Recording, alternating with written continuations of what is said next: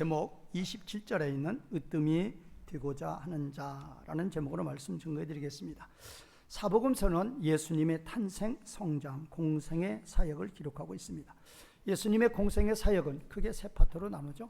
갈릴리 사역, 노중 사역, 예루살렘 사역입니다. 그런데 이 마태복음은 갈릴리 사역을 가장 많이 기록하고 있죠. 오늘 노중 사역은 19장, 20장 딱 2장이에요. 2장에서 노중 사역을 기록하고 있고 오늘 이 본문이 바로 노중 사역에 해당되는 거예요. 노중 사역, 영어로 말하면 길에서의 길에서, on the way 그러죠. 그래서 이제 이 노중 사역을 시작할 때는 길에서, 그때 이제 시작을 하는 거죠. 길이 뭔가? 갈릴리 사역을 마치고 이제 예루살렘으로 올라가시는 거예요. 그 여행 기사예요. 그러니까 역사적인 그냥 면으로 보면 단순히 갈릴리 사역 마치고 예루살렘 사역 위에서 예루살렘으로 올라가시는 여행길이란 말이에요. 여행길. 그래서 노중 사역이라고 그러는 거예요. 자, 그런데 영적인 의미로 보면 매우 큽니다. 예수님이 예루살렘에 올라가시는 목적이 뭔가? 유월절 제사를 드리려고 가는 거예요. 그런데 다른 해에는 유월절 제사를 네 집파 제사장들이 지상 성소에서 짐승을 잡아서 하나님 앞에 제사를 드렸지만 그림자 제사죠. 예표죠. 그러나 이 해에만은 예수님께서 예표되시는 예수님이 몸으로 오셔서 그림자가 아니라 몸이 오셔서 실제 예배를 드리시는 거예요. 이제 지상 성소가 아니라 하늘 성소에서 짐승이 아니라 자신의 몸으로 수만 번 드리는 게 아니라 단 한 번으로 유월절 제사를 드리시려고 이제 올라가시는 거예요. 그러니까 단순히 지금 예루살렘에 올라가시는 목적이 뭐냐? 이제 자신의 십자가 죽음을 두고 앞두고 지금 올라가시는 여행기사예요. 그래서 의미가 크단 말이에요. 자, 그러므로 이 노중 사역에서 또 특이한 점은 뭔가? 갈릴리 사역이 예수님의 공생의 사역 중에서 세 파트 중에서 갈릴리 사역이 단연 시간상으로 보면은 95%? 또 더 될 수도 있죠. 왜? 노중 사역 그 잠깐이에요. 갈릴리에서 예루살렘 올라오는 거예요. 예루살렘 사역 기껏해야 일주일이에요. 그런데 예수님의 공생의 사역이 대부분인 갈릴리 사역에서 예수님의 공생의 사역이 가장 중요한 사역이 뭐예요? 십자가 사건이에요. 그런데 갈릴리 사역에서는 십자가 사건에 대해서는 증거하지 않았어요. 가르치지 않았어요. 그리고 물론 마태하고 마가는 구조가 약간 달라요. 마가는 3번을 다 노중 사역에서 증거하고 있고 마태는 한 번은 갈릴리 사역, 두 번은 노중 사역. 오늘 이 본문 17, 18, 19가 십자가 사건이에요. 그 다음에 28절도 십자가 사건이죠. 그러니까 이런 십자가 사건에 대한 이 교훈을 갈릴리 사역에서는 말씀하지 않았다니까요. 언제? 비로소 노중 사역에서 증거하시는 거예요. 이유가 뭔가? 그 이유가 중요한 거죠. 그렇게 중요한 예수님의 공생애의 최고로 중요한 사건을 왜 갈릴리 사역에서는 증거하지 아니하시고 노중 사역에서 비로소 증거하시느냐? 노중 사역에서 증거하지 않을 수가 없죠. 왜? 이제 예루살렘 올라가면 바로 십자가 지셔야 돼요. 유월절 맞춰서 올라가신단 말이에요. 예수님이 금요일날, 목요일날 붙잡히시고 금요일날 돌아가시죠. 그 금요일날 유월절 제사 드리는 날, 유월절 양 잡는 날이란 말이에요. 그날이. 그러니까 지금 이 노중 사역에서는 자신의 십자가 사역을 말씀하지 않을 수 없어요. 그래서 말씀하시는 거예요. 그런데 이때 제자들의 상황은 어떠했는가? 예수님의 십자가 사건에 대해서 받아들일 상황이 제로예요. 전혀 받아들일 상황이 아니에요. 예수님이 말씀을 하셔도 누가복음 18장 34절에서는 제자들이 이 십자가와 부활의 사건을 하나도 깨닫지 못하였으니 그 말씀이 감추었으므로 그들이 그 이르신 바를 알지 못하였더라. 십자가 사건에 대해서 예수님이 말씀하시는데 얼마를 몰랐다고요? 하나도 몰랐단 말이에요. 제로에 제로. 시험을 봤으면 0점이 0점. 그럼 우리는 십자가 부활이 뭔데? 내가 예루살렘에 올라가면, 오늘 17에서 19절이 나오잖아. 예루살렘에 올라가면 내가 붙잡히고 내가 대제사장과 서기관들에게 넘겨지고 그들이 또 이방인 로마 군병들에게 나를 넘겨주어서 내가 십자가에 못 박혀 죽는다. 그거 이해 못할 사람이 누가 있습니까?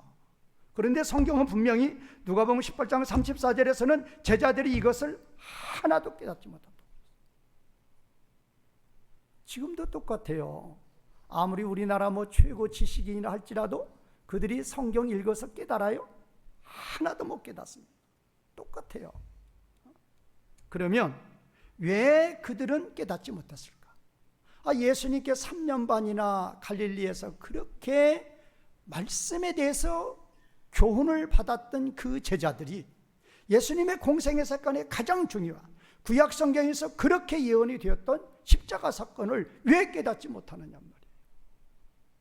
이유는 간단해요. 마음의 뭐가 가득하기 때문에, 욕심이 가득하기 때문에 그래요. 그러면 그때 그들의 마음의 욕심은 뭔가? 민족적 메시아관이에요. 민족적 메시아관은 뭐예요?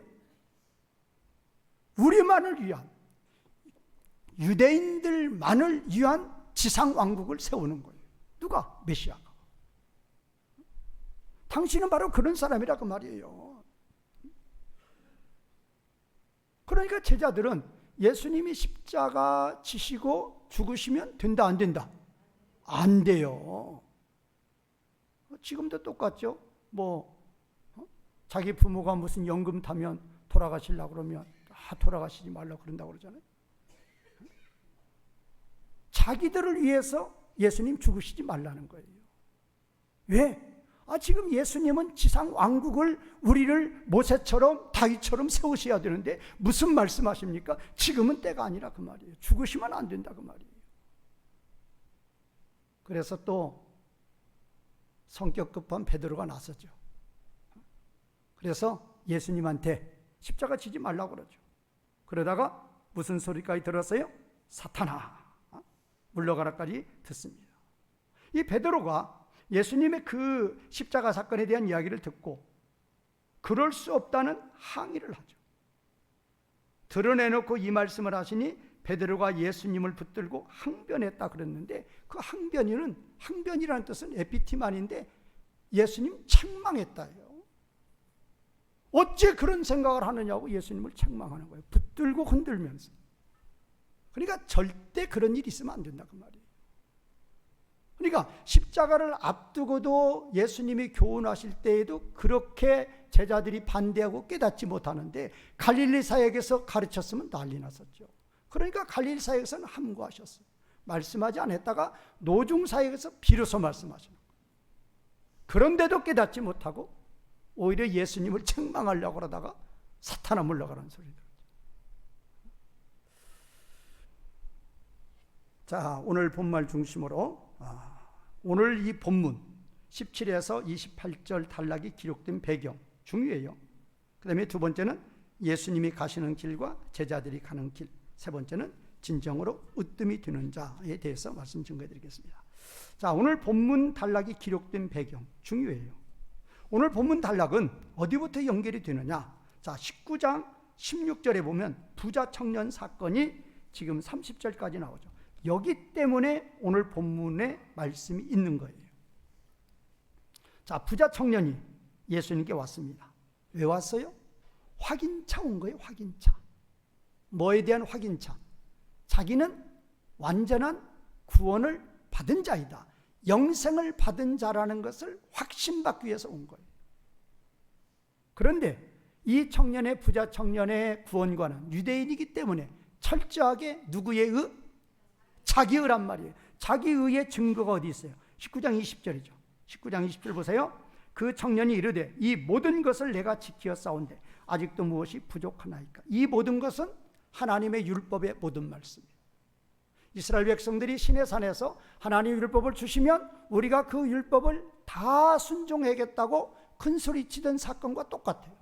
나는 이제까지 살아오면서 하나님의 모든 율법의 말씀을 어떻게 지켰다? 다 지켰단 말이에요. 그러니까 완전한 의를 이루는 거죠. 그러면 이렇게 다 지킨 내가야 영원한 생명을 얻기에, 구원을 얻기에 예수님 보실 때 무엇 부족한 거 있습니까? 라고 예수님께 확인하는 거예요. 그럴 때 예수님께서 뭐라고 말씀하셔요? 너 있는 재산 다 팔아서 가난한 자들 구제하라. 그 명령을 듣고는 그건 못합니다. 내 거를 위해 다른 사람한테 줍니까? 그러면서 그것이 구원의 조건이야? 고개를 푹 숙이고 근심하며 떠나갔다고 그랬어요. 자, 그러면 여기까지는 좋았는데 그 광경을 본 베드로, 머리 좋죠? 어부지만 머리 좋아요. 그리고 성격 급합니다. 그래서 바로 그 부자 청년이 떠나고 나서 베드로가 바로 질문을 해요. 그게 27절이에요. 자, 27절 같이 읽겠습니다. 시작. 이에 베드로가 대답하여 이르되 보소서, 우리가 모든 것을 버리고 주를 따라 싸운데 그런즉 우리가 무엇을 얻으리까? 이거예요. 그러니까 이 베드로가 부자 청년을 가만히 보니까 부자 청년은 참 못된 자고 자기는 어떤 자예요? 대단한 자예요. 왜? 부자 청년은 자신의 재물도 못 버리는데 지금 실제로 베드로는 배와 부친을 버린 거예요. 직업도 버리고 가족도 버린 거예요. 어떻게 보면 예수님을 위해서 정말로 생명까지 바치고 일생을 바치며 따라 나온 거예요. 그러다 보니까 누구하고 비교해 보니까 부자 청년하고 비교해 보니까 자기는 어떤 자예요? 대단한 자란 말이에요. 그래서 지금 베드로가 지금 옳다 좋다 이때다 하고 질문한 거예요. 그러면 예수님께서 그래 베드로야, 너는 배도 버리고 직업도 버리고 가족도 버리고 나를 따라왔으니 참 너는 착하고 충성된 종이다. 그 대답을 베드로는 염두에 두고 질문을 던진 거예요. 그러나 상황은 정반대예요. 어떻게 보면 이제 아빠가 자녀를 앞에 놓고 어떤 교훈의 말씀을 하는데 엉뚱한 소리를 하는 거예요. 그때 아빠가 군밤 한 번씩 탁탁 주는 그런 모습이에요. 베드로 앉혀놓고 예수님 부활 후에도 갈릴리 바다로 고기 잡으러 갔을 때에도 베드로 앉혀놓고 3번 군밤 줬죠. 이렇게 똑같아요. 오늘 상황도. 어찌 그렇게 깨닫지 못하느냐, 어찌 그렇게 깨닫지 못하느냐, 계속 책망받는다. 그 책망 첫 번째가 뭐예요? 30절 같이 읽겠습니다. 19장 30절 시작. 그러나 먼저 된 자로서 나중되고 나중된 자로서 먼저 될 자가 많으니라. 여기서 먼저 된 자로서 나중되는 자가 누구예요? 이게 베드로라고 말이에요. 이게 바로 너라고 말이에요. 그러지 말라고 말이에요. 그리고 나서 이제 20장에 있는 무슨 비유를 들어요? 포도원의 품꾼의 비유를 드는 거예요. 그러면 20장을 하고 나서도 똑같이 16절 20장 16절 시작. 이와 같이 나중된 자로서 먼저 되고 먼저 된 자로서 나중 되리라. 이거는 베드로에 대한 몇 번째 책망? 2번째 책망. 여기서도 나중된 먼저 된 자로서 나중 되는 거, 이게 바로 누구예요? 이게 바로 베드로란 말이에요. 그러니까 그리고 나서 이제 오늘 본문 17절에서 28절이 이제 이어지는 거예요. 그런데 지금 20장, 19장 16절에서 20장 16절, 19장 16절에서 20장 16절까지는 베드로가 사건 일으킨 거죠. 그건 베드로의 사건이에요. 자, 그런데 이제 오늘 본문 이제 17에서 28절, 특별히 이제 오늘 본문 20절에서 22절은 여기는 이제 베드로가 사건 일으키는 게 아니라 야고보와 요한이 또 사건을 일으키죠. 사고 치는 거예요. 그런데 그 사고 치는 자가 예수님의 12 제자 중에서 어떤 제자예요? 수제자들이에요. 첫 번째 수제자가 누구예요? 이제까지는 베드로였어요. 그리고 두 번째, 셋째가 누구예요? 야고보, 요한이에요. 그러니까 야고보, 요한도 아주 머리가 좋은 거예요. 누가 지금 실격당한 걸 알아요? 베드로가 실격당한 걸 딱 아는 거예요. 아주 엄마한테 말하는 거죠. 엄마, 때는 이때입니다. 예수님께 갑시다. 와가지고 예수님께 청탁하는 거예요. 이제 우리가 주님이 세우는 왕국에서 주의 보좌님의, 주의 보좌의 우편과 좌편의 그 영광을 우리가 받게 하여 주시옵소서. 그러다 이제 또 그 제자들도 그 야고보 요한도 예수님께 책망을 받죠. 23절에서. 그런데 그 사건을 누가 알아요? 24절 누가 알아요? 야고보 요한의 사건을 누가 알아요? 베드로를 포함한 이제 10명의 제자가 아는 거예요. 알고 나서 이제 난리가 난 거죠. 자, 야고보 요한 저럴 수가 있느냐. 오늘 사건은 그렇게 진행이 돼요. 오늘 본문의 기록 배경은 그렇게 기록이 된단 말이에요.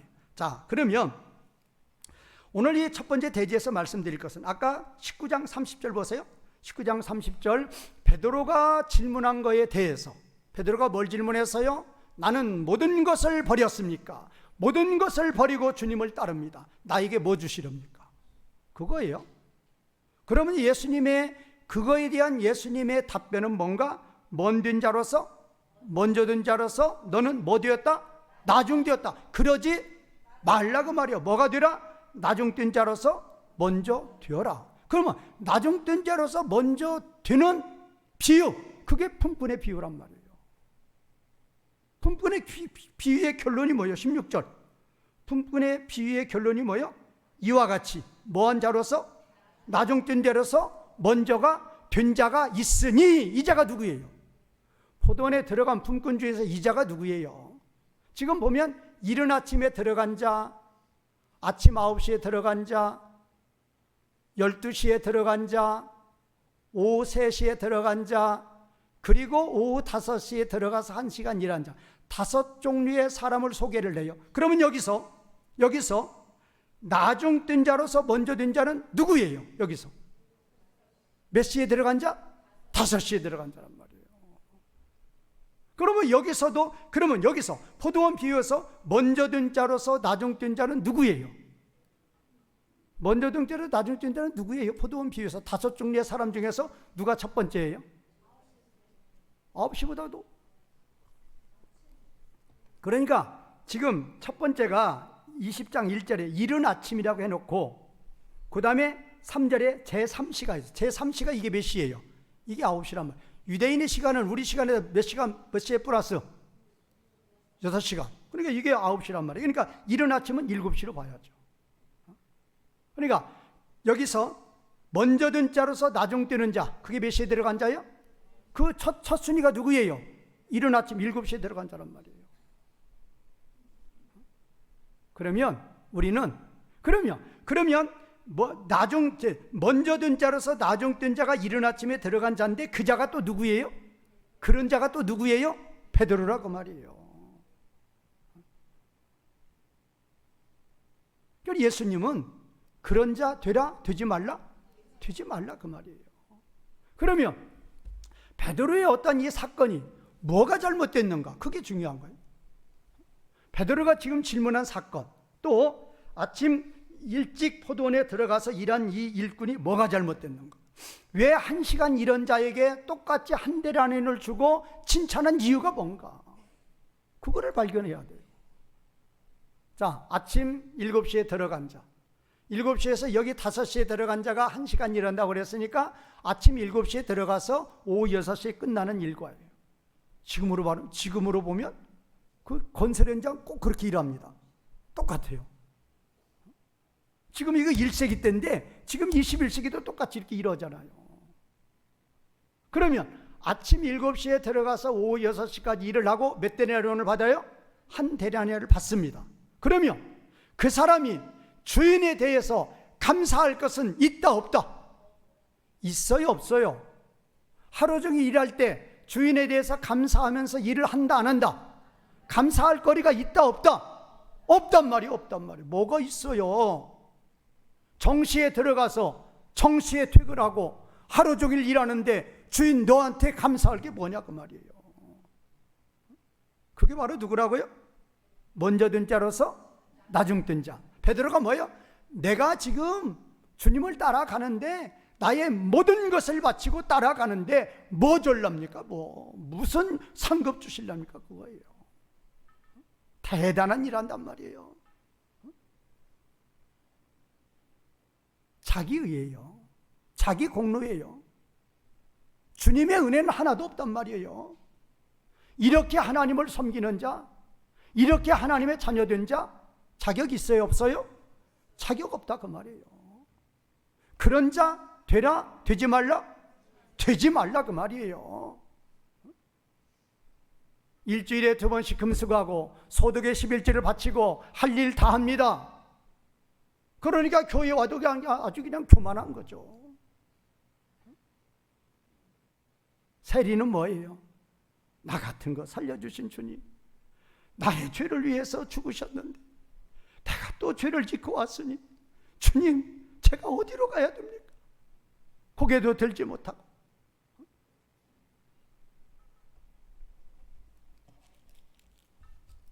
우리는 베드로의 이 교훈을 통해서 먼저 된 자로서 나중 되는 자 되지 말란 말이에요. 나중 된 자로서 뭐가 되어라? 먼저 되어라. 먼저.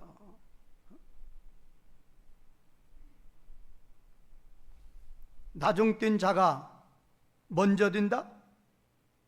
그런 자 되라 그 말이에요. 누구의 은혜를 깨닫고? 누구의 은혜를 깨닫고? 하나님의 은혜를 깨닫는 자. 우리는 이제까지 하나님께 받은 은혜 셀 수 있다 없다? 셀 수 없어요. 그래서 찬양 304장 찬송 가사가 그렇죠. 어디를 종이로 삼고 하늘을 종이로 삼고 바다를 먹물로 삼아서 나 같은 죄인 구원하여 주신 하나님의 은혜를 기록하는데 다 기록할 수 있다 없다? 없어요. 하늘이 얼마나 높고 바닷물이 얼마나 많은데 이 먹물을 가지고 주님의 은혜를 기록해도 다 기록할 수 없는 것이 하나님의 은혜란 말이에요. 바울은 고백합니다. 주님이 나를 위해서 죽어주셨으니 나 같은 천한 목숨이, 주님의 목숨이 나를 위해서 죽어주셨는데 나같이 천한 목숨 주님을 위해서 죽어준들 무엇이 아깝겠느냐 그 말이에요. 사도행전 20장 24절이에요. 내가 달려갈 길과 주 예수께 받은 사명 곧 하나님의 은혜의 복음을 증거하는 일을 마치려 하면은 나의 생명조차 조금도 귀한 것으로 여기지 아니하노라. 이런 자가 어떤 자예요? 나중된 자로서 뭐된 자? 먼저 된 자.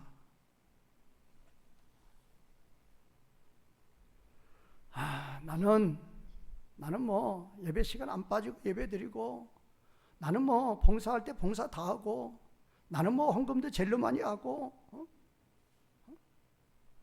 그러니 뭐 나는 뭐 주님의 심판대 앞에서 뭐 나는 큰 상급 받을 것이다. 우리는 상급 생각하면 안 돼요.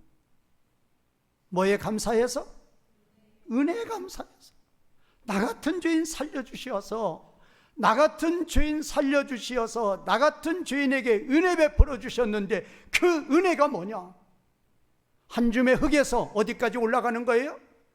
하늘 보좌까지 올라가는 거예요. 삼위 하나님의 안에 있는 거라고 그랬잖아요. 우리가. 그 영광에 대해서는 우리가 상상을 못하는 거예요. 얼마나 큰 영광인지. 그렇게 큰 은혜를 받은 우리예요. 그 은혜에 감사해서 주님 앞에 충성하는 거예요. 그 은혜에 감사해서 찬양하는 거예요. 그 은혜에 감사해서 이렇게 엎드려 절하며 예배드리는 거예요. 그 은혜에 감사해서 맡겨진 사명 위에서 죽도록 충성하는 거란 말이에요. 뭐 주실랍니까? 뭐 주실랍니까? 먼저 된 자로서 뭐 된 자? 나중 된 자. 그런 자 되라 되지 말라. 되지 말라. 나중 된 자로서 뭐가 되라? 먼저 된 자. 뭐의 은혜에 감사해서? 이미 받은 은혜에 감사해서 바울처럼 주님을 위해서 죽는 그날까지 뭐 하는 거? 죽도록 충성하는 거. 이제 두 번째는 예수님이 가시는 길과 제자들이 가는 길입니다. 우리 오늘 본문은 17에서 28절이죠. 여러분의 성경을 보더라도 두 단락으로 딱 나누어져 있죠. 19절은 17에서 19절은 십자가 부활이고 20에서 28절은 야고보와 요한의 사건이에요. 그런데 이거를 다시 세 단락으로 나눌 수 있어요. 충분히 나눌 수 있죠. 어떻게? 17에서 19 십자가 부활이죠. 그 다음에 야고보 요한의 사건이 뭐예요? 20절에서 24절까지죠. 24, 24절까지. 그리고 이제 25에서 28절을 나눌 수 있어요. 그러니까 17에서 19가 A, 20에서 24가 B, 25에서 28절이 A 다시예요. 그렇게 볼 수 있어요? 없어요? 있어요. 그러니까 십자가 사건, 야고보와 요한 사건, 다시 뭐예요? 다시 28절, 인자가 온 것은 섬김을 받으려 함이 아니라 도리어 섬기려고 자기 목숨을 많은 사람의 뭘로? 대속물로. 그러니까 뭐예요? 십자가란 말이에요. 그래서 A, B, A 다시로 볼 수 있다 그 말이에요. 그러니까 이것도 바로 나중뜬 자로서 먼저 되라는 말씀이란 말이에요. 으뜸이 되기를 좋아하거든. 으뜸이 되기를 좋아하거든. 으뜸되게 좋아하는 자가 누구예요? 베드로란 말이에요. 그 다음에 또 누가 따라서 그랬어요? 야고보, 요한이 그랬단 말이에요. 나중에는 열제자 다 일어나는 거예요. 모두 다 내가 뭐가 되어야 되겠다? 으뜸이 되어야 되겠단 말이에요. 그런 너희는 먼저 든 자로서 뭐가 된다? 나중이 된다 그 말이에요. 그런 자 되지 말라 그 말이에요. 받은 은혜에 감사해서 오전 7시에 들어간 자는 자격이 있는 자예요. 그러니까 첫 번째 순위로 딱 주인이 들어가게 만든 거예요. 오후 5시에 들어간 사람은 장애인이든지 아무 기술이 없는 자인지 그 사람을 써줄 만한 일꾼으로 쓸 만한 조건이 하나라도 있다 없다? 없는 자예요. 그러니까 데려가지 않는 거죠. 그런데 어떤 주인이 와서 자기를 일꾼으로 고용해 줬단 말이에요. 자격이 없는 자를. 그 주인의 은혜를 생각하니까 얼마나 감사한지 몰라요. 그래서 주어진 그 안시간일지라도 그 안시간이 하루 8시간 일하는 것보다 더 열심히 더 감사하면서 일했단 말이에요. 우리 주님이 원하시는 자는 바로 그런 자라고 말이에요. 자, 예수님은 하나님입니다. 하나님이 말씀이 육신이 되어서 이 땅에 내려오십니다. 그리고 저주의 십자가를 지십니다. 이유 자기를 위해서 예수님 자신을 위해서 이다 아니다? 절대 아니에요. 누구의 뜻을 이루기 위해서? 아버지의 뜻을 이루기 위해서. 아버지의 뜻이 뭐냐? 자기 백성 살리는 거예요. 우리를 살리시기 위해서. 자신은 저주의 제물이 되시는 거예요. 이것이 예수님의 길입니다. 이것이 예수님의 길이에요. 십자가 부활이 무엇입니까? 십자가 부활을 통해서 뭐가 세워지는 거예요? 십자가 부활을 통해서 뭐가 세워져요? 이 교회가 세워져요. 십자가 부활이 아니면 우리가 구원의 길이 열려요? 열리지 않아요? 열리지 않아요. 십자가 부활을 통해서 구원의 길이 열리는 거예요. 이 교회를 세우시려고. 아버지의 뜻은 이 교회 세우는 거예요. 자기 백성 살리시는 거예요.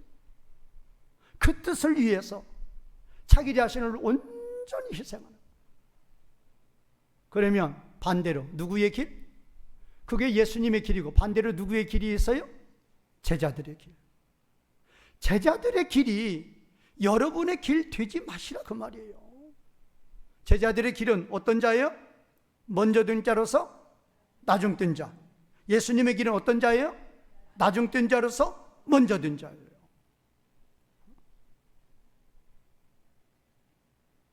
우리는 나는 지금 어느 길을 걸어가고 있는가를 보셔야 돼요. 요새는 코로나 이후에는 상황을 보면 각 교회들 다 어려워요. 그래서 저도 교회 안 나오시는 분들 위해서 기도하고 또 전화하고 그럴 때는 교회 나와달라고 사정하죠. 그러면 교회 한 번씩 나와주는 거예요. 누구를 위해서? 자기 위해서. 우리는 진정으로 우리가 하나님을 믿고 섬기는데 우리가 왜 이 예배를 드리냔 말이에요. 예배 드리는 이유가 뭐예요? 하나님 말씀에 순종하는 이유가 뭐예요? 하나님을 신으로 섬기는 이유가 뭐냔 말이에요. 나 같은 죄인 구원해 주신 은혜예요. 은혜에 감사해서 이 예배 드리는 것이고, 은혜에 감사해서 사명 감당하시는 것이고, 사명 감당하는 것이고, 은혜에 감사해서 찬양하는 것이고, 그것이 바로 우리의 길이 되어야 된다 그 말이에요. 20절 보겠습니다. 그때에 세베대의 아들의 어머니가 그 아들들을 데리고 예수께 와서 절하며 무엇을 구하니 예수께서 이르시되 무엇을 원하느냐 이르되 나의 이 두 아들을 주의 나라에서 하나는 주의 우편에 하나는 주의 차편에 앉게 명하소서 그러잖아요. 그러면 그때가 무슨 때냐? 그때가 17에서 19절이에요. 자신은 아버지의 뜻을 이루기 위해서 이 야고보와 요한을 위해서 야고보와 요한의 어머니를 위해서 뭐를 지신다는데? 저주의 십자가를 지신다는데 그때에 어머니도 자식도 모두 다 주님 저를 뭐 해둘라? 우리를 뭐 해둘라? 높여주시라. 순전히 자기예요. 여기에서 하나님은 없어요. 오로지 자기 높아지는 거예요. 그 소식을 듣고 또 열 제자가 분을 품고 우리가 되어야지 너희 둘이 된다는 게 무슨 말이냐. 예수님은 지금 뭐를 앞두고 있는데 그 저주에 그 고난에 그 고통에 십자가를 지금 바로 앞두고 있는데 이들은 아까 누가복음에서 말씀드렸죠. 십자가 부활에 대해서 아무리 말씀을 하셔도 얼마를 깨닫지 못해요? 하나도 깨닫지 못해요. 왜? 마음의 욕심만 가득해 있으니까. 당신은 우리를 위해서 하나님 나라가 아니라 지상 왕국 세워줘야 돼. 왜 죽어? 죽지 마세요. 예수님은 죽든 말든 나는 뭐 해야 돼요? 예수님은 죽으시든 말든 나는 뭐 해야 돼요? 나는 높아져야 돼요. 안중에 없어요.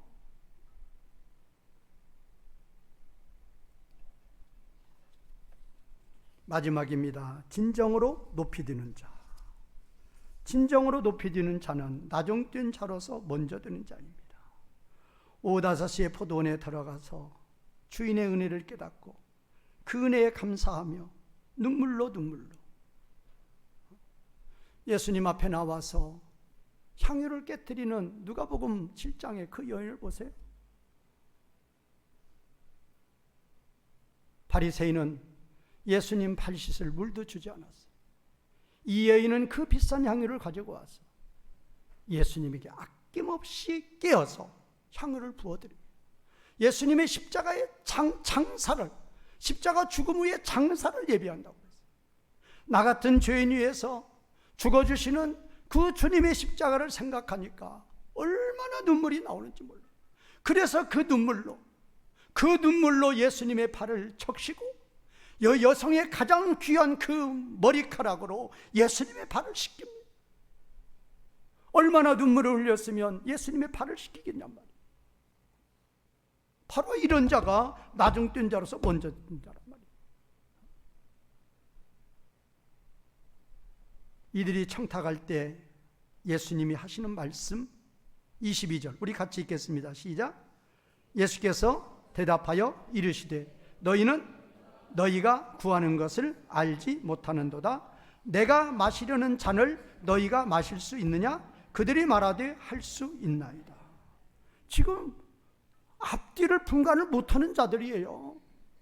지금 내가 마시는 잔을 너희가 마실 수 있느냐 그러니까 오케이 딱 해버리는 거예요. 그러면 야고보 요한도 뭐 져야 돼요? 십자가 져야 돼요. 내가 마시는 잔이 무슨 잔인지를 알아야 돼요. 우리 가보겠습니다. 마태의 26장 27절, 마태 26장, 마태복음 26장 27절, 26장 27, 27절, 28절 같이 읽겠습니다. 시작. 또 잔을 가지사 감사기도 하시고 그들에게 주시며 이르시되 너희가 다 이것을 마시라. 이것은 죄 사함을 얻게 하려고 많은 사람을 위하여 흘리는 바 나의 피 곧 언약의 피니라. 잔을 마시는 것은 십자가를 지시는 거예요. 십자가에서 피 흘리는 거란 말이에요. 너희도 그 잔을 마시라는 거예요. 너희도 그 잔을 마시라는 의미를 깨달았으면 이들이 마신다고 했다 안 했다? 안 했어요. 부자처럼 고개 푹 숙이고 근심하며 떠나갔겠죠. 그렇게 어려운 길이에요? 그렇게 고난의 길이에요? 주님, 저는 그거 못합니다.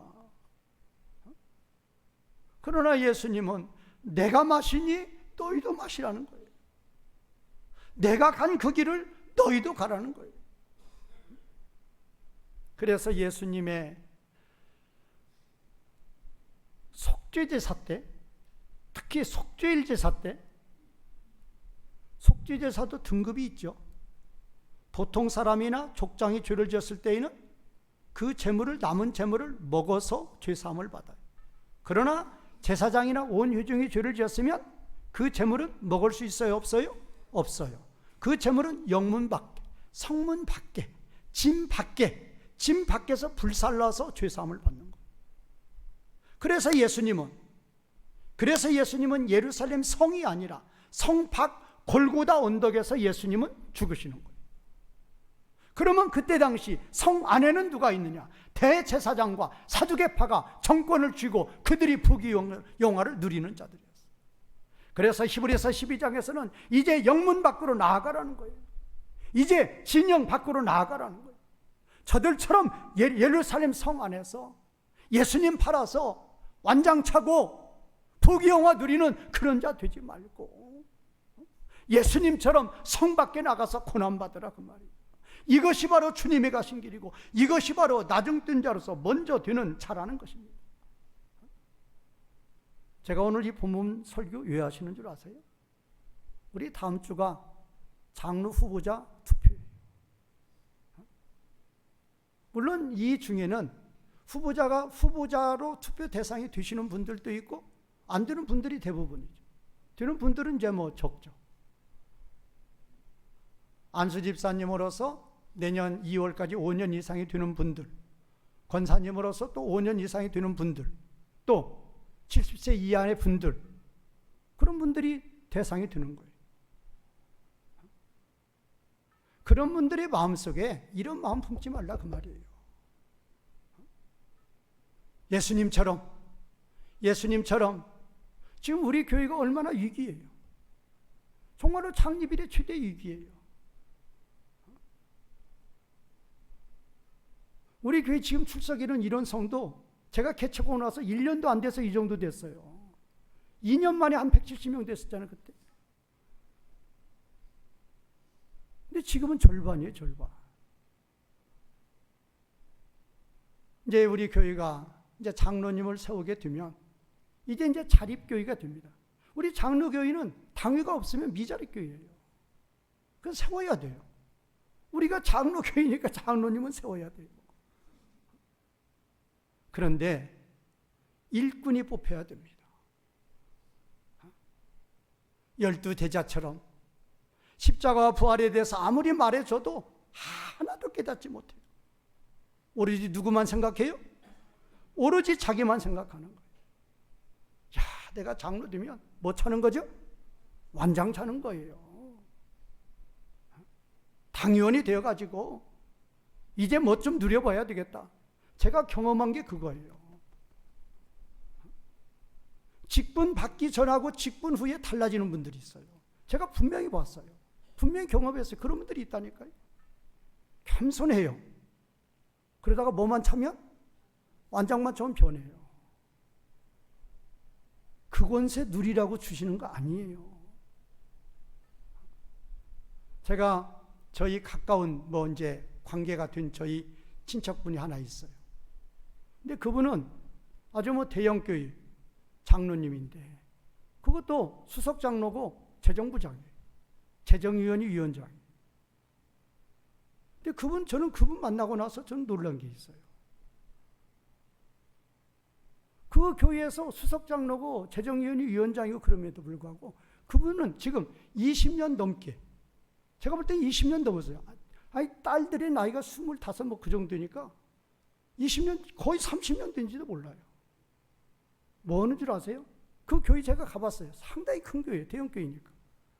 그 교회 화장실 청소를 지금 20년 넘게 주일날 오후에 예배 마치고 밤늦게까지 혼자 다 해요. 그것도 교인들 다 나간 후에 그야말로 이름 없이 빚도 없이 그거 나타내려고 그거예요? 칭찬받으려고? 그렇게 했으면 1년 못 갑니다. 근데 몇십 년 하는 거예요, 몇십 년. 그런 분이 돼야 돼요, 그런 분. 그러면서도 교회에서는 말 없습니다. 아무 말 안 해요. 그런 분이 바로 뭐든 자로서, 뭐든 자? 나중된 자로서 먼저 되는 자예요. 주님은 그런 자를 원해요. 주님의 몸된 교회를 위해서 십자가 지는 자. 주님 몸된 교회에 십자가 지는 자. 그런 자가 진정한 교회의 일꾼이고 주님은 그런 자를 원하신다니까요. 한 주간 동안 그런 분들이 진정으로 우리 교회의 장로님으로 후보자가 될 수 있도록 기도하시는 성도님들이 되시기를 바라겠습니다. 기도하시는 시간 되겠습니다.